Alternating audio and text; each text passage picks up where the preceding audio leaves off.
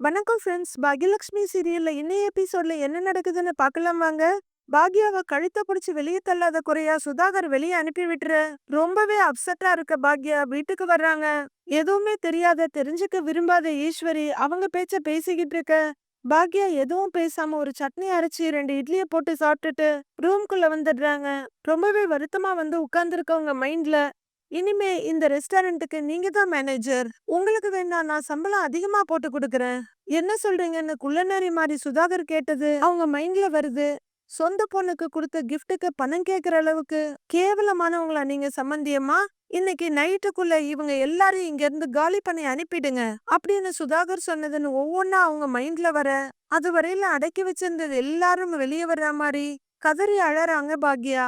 மறுநாள் பொழுது விடிய பாக்யாவை தவிர எல்லாருமே குடும்பமா குதூகலமா சோஃபால உட்காந்துக்கிட்டு மொபைல்ல எதையோ பார்த்து ஈன்னு சிரிச்சிட்டு இருக்குதுங்க. ஏய் சூப்பரா இருக்குடான்னு செலியன்னு சொல்ல, ஆமான்னு செலி எழிலும் பார்த்துட்டு இருக்காரு. போட்டோஸ் எல்லாம் சூப்பரா இருக்கு இனியா, அதுக்கு என்ன இவ்ளோ போட்டோ எல்லாம் அனுப்பணும்னு அவசியம் இல்ல அப்படின்னு எழில் சொல்லிட்டு இருக்க. டேய், நீ போட்டோவை பார்த்துட்டு பதிலும் போட்டுட்ட, ஆனா எனக்கு இன்னும் ஓப்பனே ஆகலடா, ஏதோ ஒரு வளையம் சுத்திக்கிட்டே இருக்கு அப்படின்னு ஈஸ்வரி சொல்லிட்டு இருக்க. அம்மா கொடுங்க, நான் உங்க மொபைல கையில வாங்குறாரு கோபி. அம்மா நெட்டை நீங்க ஆஃப் பண்ணி வச்சிருக்கீங்க அப்படின்னு கோபி சொல்ல, இல்லையே நான் ஆன் பண்ணி தானே வச்சேங்கிறாங்க ஈஸ்வரி. சரி, ஆக்சிடென்டலா கைப்பட்டு ஆஃப் ஆயிருக்கும், நார்மல் ஆயிடுச்சு, டவுன்லோட் ஆயிடுச்சு, இதோ பாருங்க அப்படின்னு கோபி மொபைல கொடுக்க, இதோ பாருங்க அப்படின்னு செழியனும் சொல்றாரு. ஈன்னு இழிச்சுக்கிட்டு, பாத்தியா இனியா எவ்வளவு சந்தோஷமா இருக்கான்னு? ஏன் நாம இந்த வருங்கால கலெக்டரை கல்யாணம் பண்ண வேணாம்னு சொன்னோம், நிதிஷை ஏன் கல்யாணம் பண்ண சொன்னோம், ஒத்த கால்ல நின்னோம்னு எல்லாமே இப்ப இனியாவுக்கு புரிஞ்சிருக்கும். அந்த ஆகாஷ கல்யாணம் பண்ணியிருந்தா ஐரோப்பாவுக்கு போயிருக்க முடியுமா அப்படின்னு, ஏதோ ஐரோப்பாவுக்கு போகலன்னா உயிரோட இருக்க முடியாதுன்ற மாதிரி சொல்றாங்க ஈஸ்வரி. பாட்டி யூரோப்பை விடுங்க, அவளால முதல்ல சந்தோஷமா இருந்திருக்க முடியுமான்னு செழியன் கேக்குறாரு. அத சொல்லுங்கிறாங்க ஈஸ்வரி. அம்மா செழியா, போதும், 2 பேரும் விட்டுருங்க, நடந்ததை பத்தி எல்லாம் மறந்துடலாம், விட்டுருங்களேன் ப்ளீஸுங்கிறாரு கோபி. எல்லாம் நம்ம குலதெய்வத்தோட அருள் தாண்டா, தலைக்கு வந்தது தலைப்பாகையோட போச்சு அப்படின்னு ஈஸ்வரி சொல்லிட்டு இருக்க. பாக்யா படியில இறங்கி வந்துகிட்டு இருக்காங்க. பாக்யா, எனக்கு ஒரு காஃபி போட்டு கூட அப்படின்னு ஈஸ்வரி கேட்க, அப்படியே திரும்பி கிச்சனுக்கு போறாங்க பாக்யா. இது பாரு நல்லா இருக்குல்ல அப்படின்னு ஈஸ்வரி கோபி கிட்ட காட்டிட்டு இருக்க காஃபிய கொண்டு வந்து நீட்டுறாங்க பாக்யா. வாங்கிக்கிற ஈஸ்வரி திரும்பி போற பாக்யாவை பார்த்து, பாக்யா உனக்கு என்ன உடம்பு சரியில்லையா அப்படின்னு கேட்க, அம்மா நீ நேத்தில இருந்து ஒரு மாதிரியா தான் இருக்க அப்படின்னு எழிலும் கேக்குறாரு.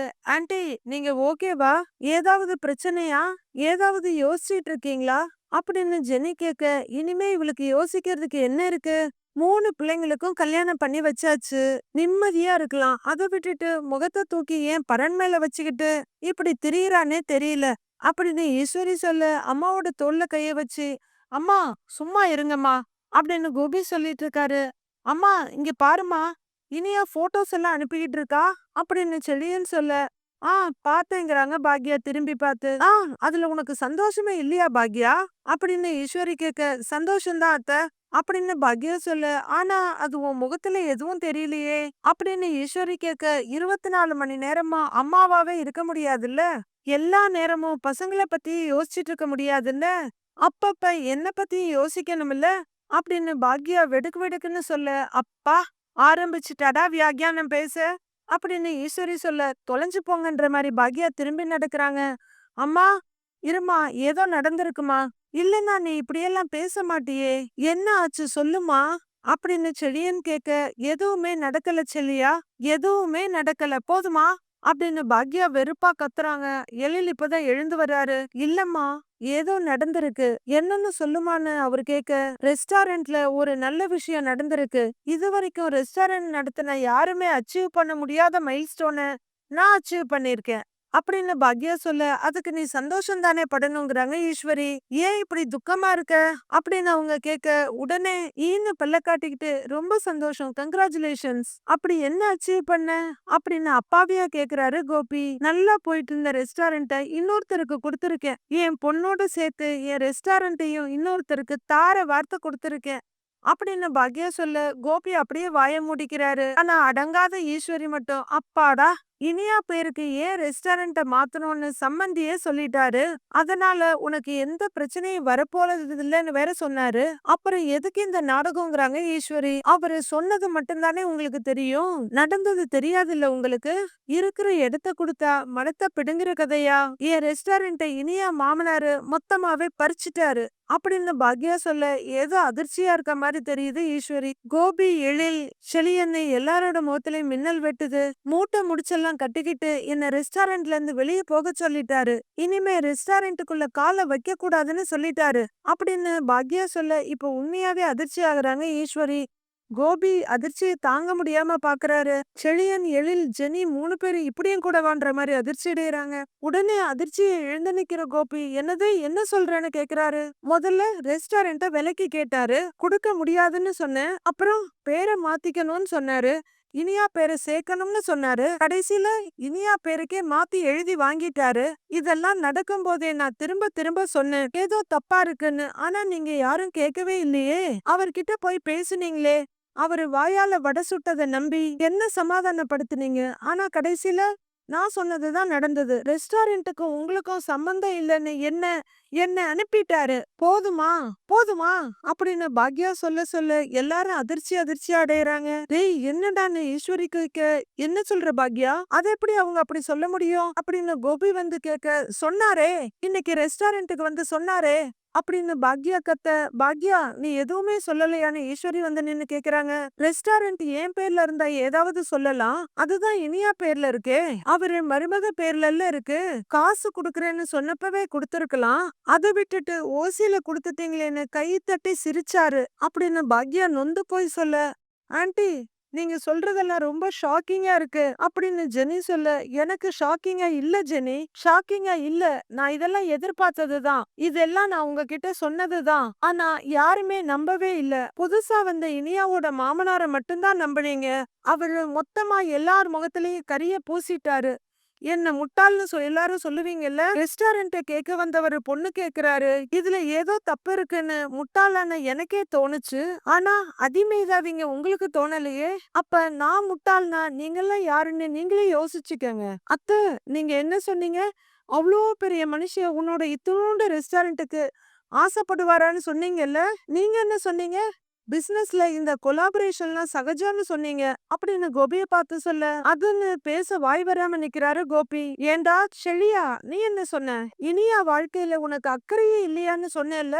எல்லாரும் நான் தப்புங்கிறத நிரூபிக்கிறதுல தான் குறியா இருந்தீங்க. அந்த நேரமா பார்த்து இனியாவோட மாமனாரு பெரிய வேலையா பார்த்துட்டு போயிட்டாரு. நான் ஒன்னு பெட்டி பெட்டியா பணத்தை கொண்டு போய் கொடுத்த அந்த ரெஸ்டாரண்ட்ட வாங்கல, இன்னும் லோன் கட்டிக்கிட்டு தான் இருக்கேன். அந்த ரெஸ்டாரண்ட்ல வர்ற வருமானத்தை வச்சுதான் மீதிய கட்டணும்னு நினைச்சேன். ஆனா இனிமே அந்த வருமானமே இல்லாம கட்டணும். எனக்கு மட்டும் வருமானம் போகல, என்ன நம்பி என்கிட்ட வேலை பார்த்தாங்கல்ல அவங்களுக்கும் வருமானம் போயிடுச்சு அப்படின்னு பாக்யா சொல்ல ரொம்பவே சங்கடமா நிக்கிறாரு கோபி. பாக்யா நீ என்னமோ தப்பா புரிஞ்சிட்டு இருக்கன்னு நினைக்கிறேன் அப்படின்னு ஈஸ்வரி ஆரம்பிக்க, போதும் அத்தை போதும், தயவு செஞ்சு நான் தப்பா புரிஞ்சுக்கிட்டேன்னு மட்டும் சொல்லாதீங்க அத்தை. என் ரெஸ்டாரண்ட் போனதை விட நீங்க எல்லாரும் இப்படி சொல்றதுதான் எனக்கு கடுப்பா இருக்கு. பேசாதீங்க போதும் அப்படின்னு முதல் தடவையா ஈஸ்வரியோட வாய மூட வச்சிருக்காங்க பாக்யா. நீங்க யாரும் ஷாக் எல்லாம் ஆக வேண்டாம். அவரு என்னைக்கு கல்யாணம் பேச வந்தாரோ அன்னைக்கு எனக்கு சந்தேகம் வந்துருச்சு. என்னைக்கு வெத்து பேப்பர்ல சைன் கேட்டாரோ அப்பவே என் ரெஸ்டாரண்ட் அவ்வளவுதான்னு எனக்கு நல்லா தெரிஞ்சிருச்சு. இனியா வாழ்க்கைய பத்தி கவலையே இல்லைன்னு சொன்னீங்கல்ல. இனியாவுக்காக மட்டும்தான் நான் பேசாம சும்மா இருந்தேன். இனியாவுக்கு நல்ல வாழ்க்கை கிடைச்சிருச்சு. நிதிஷ் நல்ல பையன், இனியா சந்தோஷமா இருப்பா. ஆனா என் ரெஸ்டாரண்ட் என் பிசினஸ் எல்லாம் போச்சுங்கிற மாதிரி அடுத்து பேச முடியாம பாக்யா திணற, அம்மா அப்படின்னு ஆறுதலா கூப்பிடுறாரு. தாங்க முடியாத பாக்யா விரல் நடுங்க அப்படியே அழ ஆரம்பிச்சிடுறாங்க. ஆனா இவ்வளவுக்கு இடையிலயும் ஒரு விஷயத்த நினைச்சு நான் சந்தோஷப்படுறேன். பாக்யலட்சுமி ஏமாந்து போய் யாருக்கும் இந்த ரெஸ்டாரண்ட்ட குடுக்கல, தெரிஞ்சுதான் குடுத்திருக்கா. ஒவ்வொரு செங்கலா எடுத்து வச்சு பார்த்து பார்த்து தொடங்கின ரெஸ்டாரண்ட்ட சுய நினைவோட தான் குடுத்திருக்கா. பரவாயில்ல, அவரு சொன்ன மாதிரி பொண்ணுக்கு கொடுத்ததாவே இருக்கட்டும்னு பாக்யா சொல்லிட்டு இருக்க. கோபி செழியன் ஈஸ்வரி 3 பேரும் ரொம்பவே சங்கடமா பார்த்துட்டு இருக்காங்க. நான் எவ்வளவோ பார்த்துட்டேன், எத்தனையோ தடவை ஜீரோல இருந்து ஸ்டார்ட் பண்ணியிருக்கேன். இந்த தடவையும் பண்றேன்னு சொல்லிக்கிட்டு கண்ணுல இருக்க வழியிற கண்ணீரை தொடச்சிட்டு இருக்காங்க. பாக்யா ப்ளீஸ் கொஞ்சம் கொஞ்சம் பொறுமையாயிரு. இவ்வளவு கோவமா வார்த்தைங்கள கொட்டாத. நம்ம சம்பந்திய பார்த்தா அவரு அவரு நல்லவர் மாதிரி தான் தெரியுது. அவரு இப்படிலாம் பண்ணிருப்பாரான்னு என்னால நம்பவே முடியல. இல்லம்மான்னு துணைக்கு அம்மா வேற கூப்பிடுறாரு கோபி. நீங்க நம்ப வேண்டாம், நம்ப வேண்டாம். நான் சொல்றது எல்லாமே கட்டுக்கதையாவே இருக்கட்டும். நீங்க நம்ப வேண்டாம் அப்படின்னு பாக்யா வெறி புடிச்ச மாதிரி கத்துறாங்க. அம்மா, நாம போய் அவர்கிட்ட பேசலாமா? ஒத்து வரலனா லீகல் ஆக்ஷன் எடுப்போங்கிறாரு எழில். அப்படி பண்ணுனா என்னடா ஆகும்? இடையில இனியா வாழ்க்கை மாட்டிக்கிட்டு இருக்குல்ல? அத நீ மறந்துட்டியா?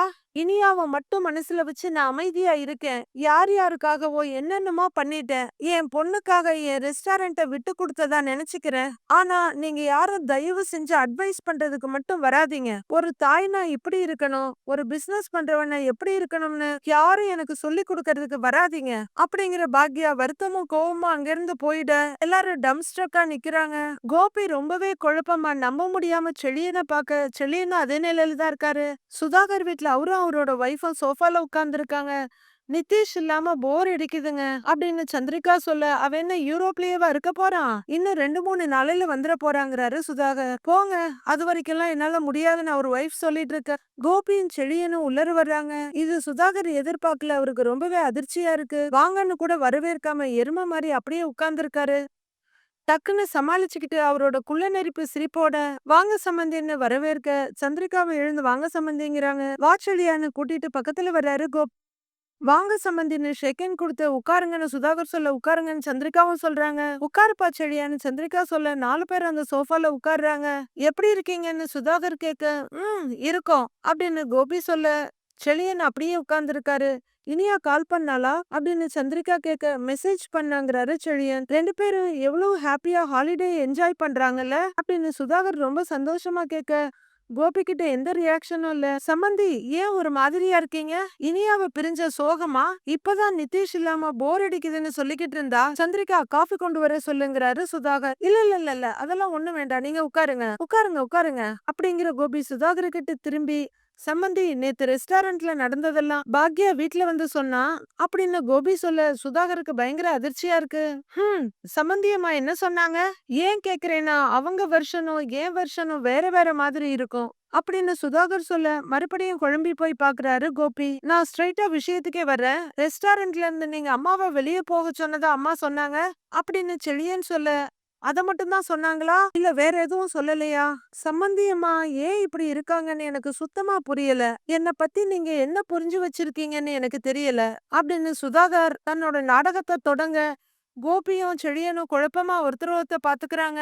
ஆனா ஒரு பிசினஸ் மேனாவும் சரி, மனுஷனாவும் சரி, உங்க உறவுக்காரனாவும் சரி, நான் ஆல்மோஸ்ட் மாரலோட தான் நடந்துக்கிறேன். அடுத்து என்னென்ன சேஞ்சஸ் பண்ணணும்னு என் ஆளுங்களோடையும் என் சம்மந்தியோடையும் டிஸ்கஸ் பண்ணணும்னு தான் ரெஸ்டாரண்ட் போனேன். பட் சம்மந்தி அம்மா என்ன பார்த்ததுமே கோவப்பட்டாங்க.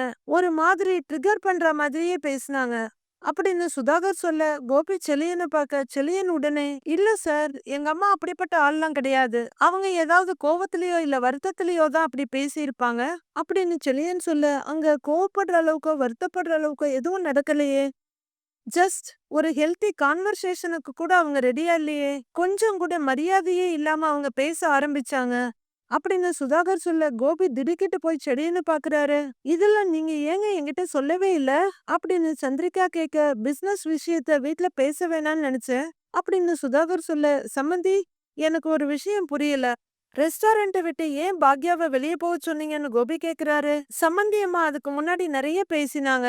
இந்த ரெஸ்டாரண்ட் நான் உங்களுக்கு போடுற பிச்சைன்னு சொன்னாங்க அப்படின்னு சுதாகர் சொல்ல, இப்ப கோபியும் செழியன்னு அதிர்ச்சியா பாக்குறாங்க. பயங்கர அதிர்ச்சியோட அவங்க எப்படி அப்படி சொல்லலாம்னு சந்திரிகாவும் கேக்குறாங்க. ஓகே, ரியாக்ஷன்லாம் பர்ஃபெக்டா போயிட்டு இருக்கான்னு ஒரு தடவை நோட்டீஸ் பண்ற சுதாகர், நானே எக்ஸ்பெக்ட் பண்ணல, ஆனா அவங்க அப்படி சொன்னாங்க. இத்தனை வருஷ பிசினஸ்ல நான் அந்த மாதிரி வார்த்தையை கேட்டதே இல்ல.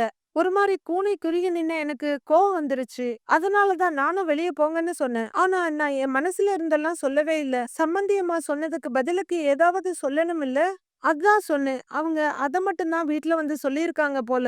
பரவாயில்ல சம்மந்தி, இட்ஸ் ஓகே அப்படின்னு வந்தவங்களே கில்ட்டியா ஃபீல் பண்ண வச்சிடுறாரு சுதாகர். இல்ல சம்மந்தி, ரெஸ்டாரண்ட் விஷயத்துல நீங்க இப்படிதான் பண்ண போறீங்கறத முன்னாடியே சொல்லியிருந்தா இதெல்லாம் அவாய்ட் பண்ணியிருக்கலாம்ல அப்படின்னு கோபி கேட்க, நானும் இப்படியெல்லாம் நடக்கும்னு எக்ஸ்பெக்ட் பண்ணல. ஒரே குடும்பமா சுமூகமா போகும்னு தான் நினைச்சேன். இப்ப எனக்கே ஒரு மாதிரியா இருக்கு அப்படின்னு சுதாகர் சொல்ல, சார் இதோ பாருங்க, அது அம்மா கஷ்டப்பட்டு தொடங்கின ரெஸ்டாரண்ட் அப்படின்னு செலியன் சொல்ல, எல்லாருமே ரொம்ப கஷ்டப்பட்டு தான் அவங்க பிசினஸ பண்றாங்க. உங்க அம்மாவோட உழைப்பை யாரும் நிராகரிக்கல. பட் அவங்க கொஞ்சம் பொலைட்டா இருக்கலாம். அவங்க பொண்ணோட வாழ்க்கை, 2 ஃபேமிலிக்கான ரிலேஷன்ஷிப், இது எல்லாத்த பத்தியும் அவங்க யோசிச்சிருக்கலாம். நானும் சம்மந்தி அம்மாவும் பேசி இந்த பிரச்சனைய முடிச்சிருக்கலாம். இத இவ்ளோ பெரிய இஷ்யூ ஆக்கியிருக்க வேண்டியதில்ல. வேணும்னா ஒண்ணு பண்ணலாம். இன்னும் டைம் இருக்கு. உட்கார்ந்து பேசி ஒரு முடிவுக்கு வரலாம். சம்மந்தி அம்மா எவ்வளவு பணம் எக்ஸ்பெக்ட் பண்றாங்களோ அத நான் குடுத்துடுறேன். எவ்வளவு வேணும்னு கேட்டு சொல்லுங்க அப்படின்னு சுதாகர் சொல்ல, இல்ல இல்ல சம்மந்தி, அது அப்படின்னு கோபி தடுமாறிட்டு இருக்க.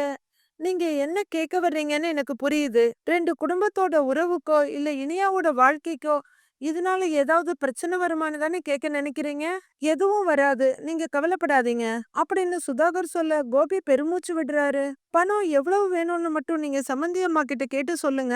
சுதாகர் சொல்ல, சரி சம்மந்திங்கிறாரு கோபி. 2 முட்டாள்களும் எழுந்து நிக்க, என்ன எழுந்திருச்சிட்டீங்கன்னு சுதாகர் கேக்குறாரு. இல்ல நாங்க கிளம்புறோம் அப்படின்னு கோபி சொல்ல, இல்ல இருந்து சாப்பிட்டு போங்கங்கிறாரு சுதாகர். இல்ல இருக்கட்டும் பரவாயில்ல அப்படின்னு கோபி சொல்ல, பொறுமையா போகலாம் சம்மந்தி அப்படின்னு சுதாகர் சொல்ல, இல்ல சம்மந்தி எங்களுக்கு வேலை இருக்கு, நாங்க கிளம்புறோம் வர்றோமா அப்படின்னு கோபி சொல்ல, செழியனும் சொல்லிக்கிறாரு. 2 பேரும் குழப்பத்தோடயே அங்கிருந்து வர்றாங்க. என்னென்னமோ நடந்திருக்கு. நீங்க ஏன் அதெல்லாம் என்கிட்ட சொல்லவே இல்ல? அப்படின்னு சந்திரிகா கேட்க, நான் என்ன அந்த அம்மாவா? ஸ்கூல் பிள்ளைங்க மாரி வீட்ல வந்து எல்லாத்தையும் கம்ப்ளைண்ட் பண்றதுக்கு? அப்படின்னு சுதாகர் சொல்ல, பிச்சை அது இதுன்னு பேசியிருக்காங்க. இதெல்லாம் தப்பு இல்லையா? அப்படின்னு சந்திரிகா கேட்க, அழுது ஃபீல் பண்ணி பேசியிருந்தா தொரத்த கஷ்டமா இருந்திருக்கும். கோவமா பேச போய் தான் ஒரேடியா கிளம்புங்கம்மான்னு சொல்லிட்டேன். அப்படின்னு சுதாகர் சொல்ல, இதனால நிதிஷ் லைஃப்க்கு எந்த பிரச்சனையும் வராதுல்ல? அப்படின்னு பொறுப்பான அம்மாவா அவங்க அம்மா கேட்க, வராதுன்னு தான் நினைக்கிறேன். வரக்கூடாதுன்னு அந்த அம்மாவும் நினைச்சாங்கன்னா நல்லதுங்கிறாரு சுதாகர். எதுக்கு இதெல்லாம்? பேசாம என் தம்பி சொன்ன பொண்ணையே நிதிஷ்க்கு கல்யாணம் பண்ணி வச்சிருக்கலாம் அப்படிங்கிற சந்திரிகா கோவமா அங்கிருந்து போயிட, தலைய சாச்சு குள்ளநரி சிரிப்போட வேற என்னென்னமோ கணக்கு போட்டுட்டு இருக்காரு சுதாகர். பாக்யாவோட ரெஸ்டாரண்ட்ல அவங்க பேனர் டேபிள் சேர் எல்லாம் தூக்கி ரோட்ல வச்சிட்டு இருக்காங்க. அப்போ பாக்யாவும் செல்வியும் அங்க ஒரு ஆட்டோல வந்து இறங்குறாங்க. என்னக்கா கொஞ்சம் கூட மனசாட்சி இல்லாம இப்படி தூக்கி போட்டிருக்காங்க அப்படின்னு செல்வி கேட்டுட்டு இருக்க. பாக்யா திகைச்சு போய் பார்த்துட்டு இருக்க. ஆமாமா இன்னைக்குள்ள முடிஞ்சிரும். ஓகே நான் கூப்பிடுறேன்னு அசிஸ்டன்ட் போன்ல பேசிக்கிட்டே வெளியே வர்றாரு. பாக்யாவும் செல்வியும் கொஞ்சம் அந்த பக்கமா போக, ஹலோ எங்க போறீங்க அப்படின்னு அசிஸ்டன்ட் கேட்க, அது எங்க திங்ஸ் எல்லாம் கொஞ்சம் உள்ளர இருக்கு, அதெல்லாம் எடுத்துட்டு போகணும்னு பாக்யா சொல்றாங்க. எல்லா பொருளையும் வெளியே போட்டாச்சு, பார்த்து எடுத்துட்டு போங்க. உள்ளரெல்லாம் எதுவுமே இல்லங்கிறாரு அசிஸ்டன்ட். கல்லாப்பெட்டி பக்கத்துல இருக்கு, அதை எடுக்கணும் அப்படின்னு பாக்யா சொல்ல, வெளியில இருந்து யாரையும் உள்ளர விடக்கூடாதுன்னு சுதாகர் சார் சொல்லியிருக்காரு அப்படின்னு சுதாகரோட அசிஸ்டன்ட் கராரா சொல்ல, நீ எல்லாம் பேசுற நிலைமைக்கு ஆயிடுச்சுங்கிற மாதிரி பாக்குறாங்க பாக்யா. மீதி என்ன நடக்குதுன்னு நாளைக்கு பார்க்கலாம் ஃப்ரெண்ட்ஸ்.